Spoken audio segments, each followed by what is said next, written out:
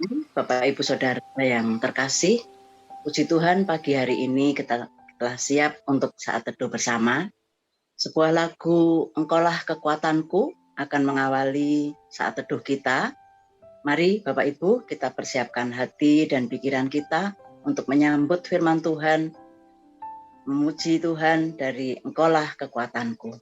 Mari kita pujikan bersama.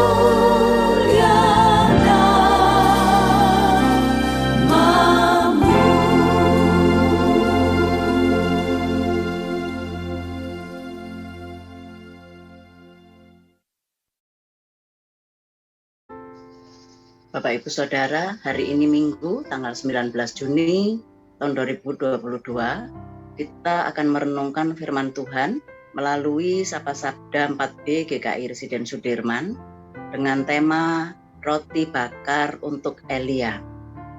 Firman Tuhan yang mendasari perenungan kita pagi hari ini diambil dari 1 Raja-Raja 19 ayat 1 sampai dengan 18.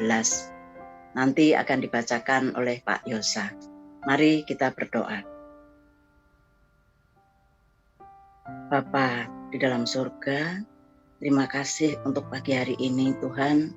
Kami telah siap untuk membaca dan merenungkan firman-Mu. Terima kasih untuk firman yang Tuhan sediakan bagi kami hari ini. Kami mohon hikmat dari Tuhan supaya kami dapat mengerti dan memahami firman ini ya Tuhan. Kami juga mohon berkat untuk perangkat yang kami pakai, baik laptop, HP, sinyal, dan jaringan internet. Tuhan berkati agar saat teduh pagi hari ini boleh berjalan dengan lancar. Terima kasih Bapa, dalam nama Tuhan Yesus kami berdoa. Amin. Firman Tuhan pada pagi hari ini dari 1 Raja-Raja 19 ayat 1 sampai dengan 18. Elia ke Gunung Horeb.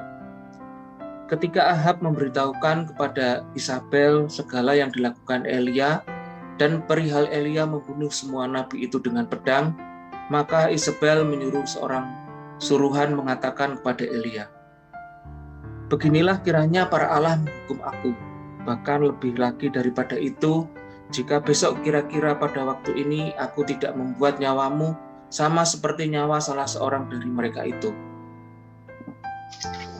Maka takutlah ia, lalu bangkit dan pergi menyelamatkan nyawanya. Dan setelah sampai ke Beersheba yang termasuk wilayah Yehuda, ia meninggalkan bujangnya di sana. Tetapi ia sendiri masuk ke padang gurun sehari perjalanan jauhnya, lalu duduk di bawah sebuah pohon arar. Kemudian ia ingin mati, katanya, "Cukuplah itu, sekarang ya Tuhan, ambillah nyawaku, sebab aku ini tidak lebih baik daripada nenek moyangku." Sesudah itu ia berbaring dan tidur di bawah pohon arar itu. Tetapi tiba-tiba seorang malaikat menyentuh dia serta berkata kepadanya, "Bangunlah, makanlah." Ketika ia melihat sekitarnya, maka pada sebelah kepalanya ada roti bakar dan sebuah kendi berisi air. Lalu ia makan dan minum, kemudian berbaring pula. Tetapi malaikat Tuhan datang untuk kedua kalinya dan menyentuh dia serta berkata, "Bangunlah, makanlah, sebab kalau tidak perjalananmu nanti terlalu jauh bagimu." Maka bangunlah ia, lalu makan dan minum, dan oleh kekuatan makanan itu ia berjalan 40 hari 40 malam lamanya sampai ke gunung Allah, yaitu Gunung Horeb. Ayat yang ke-9, Allah menyatakan diri di Gunung Horeb. Di sana masuklah ia ke dalam sebuah gua dan bermalam di situ. Maka firman Tuhan datang kepadanya demikian, "Apakah kerjamu di sini, hai Elia?" Jawabnya, "Aku bekerja segiat-giatnya bagi Tuhan, Allah semesta alam, karena orang Israel meninggalkan perjanjianmu, meruntuhkan mezbah-mezbahmu, dan membunuh nabi-nabimu dengan pedang. Hanya aku seorang dirilah yang masih hidup, dan mereka ingin mencabut nyawaku." Lalu firman-Nya, "Keluarlah dan berdirilah di atas gunung itu di hadapan Tuhan." Maka Tuhan lalu angin besar dan kuat yang membelah gunung-gunung dan memecahkan bukit-bukit batu mendahului Tuhan. Tetapi tidak ada Tuhan dalam angin itu. Dan sesudah angin itu datanglah gempa, tetapi tidak ada Tuhan dalam gempa itu. Dan sesudah gempa itu datanglah api, tetapi tidak ada Tuhan dalam api itu. Dan sesudah api itu datanglah bunyi angin sepoi-sepoi basah. Segera sesudah Elia mendengarnya, ia menyelubungi mukanya dengan jubahnya, lalu pergi keluar dan berdiri di pintu gua itu. Maka datanglah suara kepadanya yang berbunyi, "Apakah kerjamu di sini, hai Elia?" Jawabnya, "Aku bekerja segiat-giatnya bagi Tuhan, Allah semesta alam, karena orang Israel meninggalkan perjanjianmu, meruntuhkan mezbah-mezbahmu, dan membunuh nabi-nabimu dengan pedang. Hanya aku seorang dirilah yang masih hidup, dan mereka ingin mencabut nyawaku. Firman Tuhan kepadanya, pergilah, kembalilah ke jalanmu melalui padang gurun ke Damsyik, dan setelah engkau sampai, engkau harus mengurapi Hazael menjadi raja atas Aram. Juga Yehu, cucu Nimsi, haruslah kau urapi menjadi raja atas Israel, dan Elisa bin Safat dari Abel Mehola harus kau urapi menjadi nabi menggantikan engkau. Maka siapa yang terluput dari pedang Hazael akan dibunuh oleh Yehu, dan siapa yang terluput dari pedang Yehu akan dibunuh oleh Elisa. Tetapi aku akan meninggalkan 7.000 orang di Israel, yakni semua orang yang tidak sujud menyembah Baal dan yang mulutnya tidak mencium dia. Demikian firman Tuhan. Terima kasih Pak Yosa. Bapak Ibu Saudara, rasa takut yang begitu besar pernah hinggap di dalam diri dan aktivitas pelayanan Elia. Akan tetapi, di tengah ketakutan itu, karya Tuhan semakin nyata dan membuat Elia kembali menemui jalan panggilannya.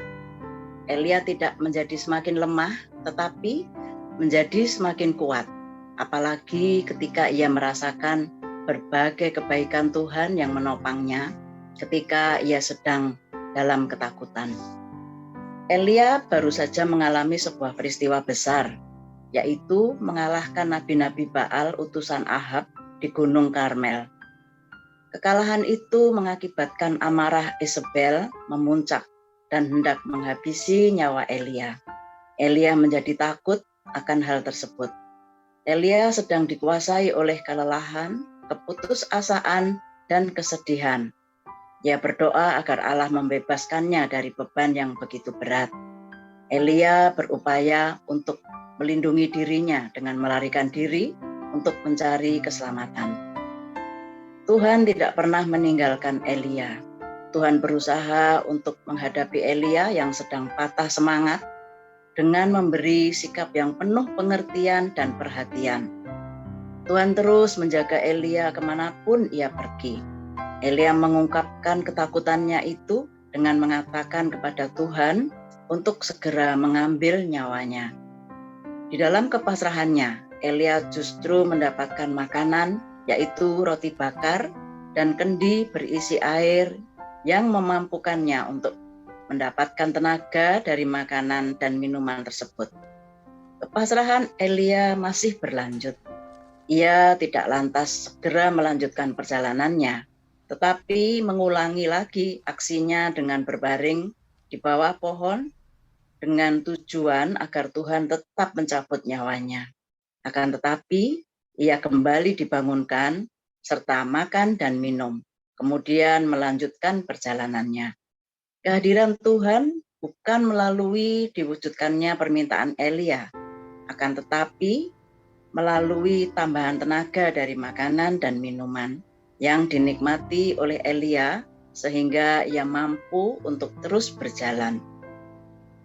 Kehadiran Allah ditunjukkannya kepada Elia justru melalui peristiwa yang tidak biasa.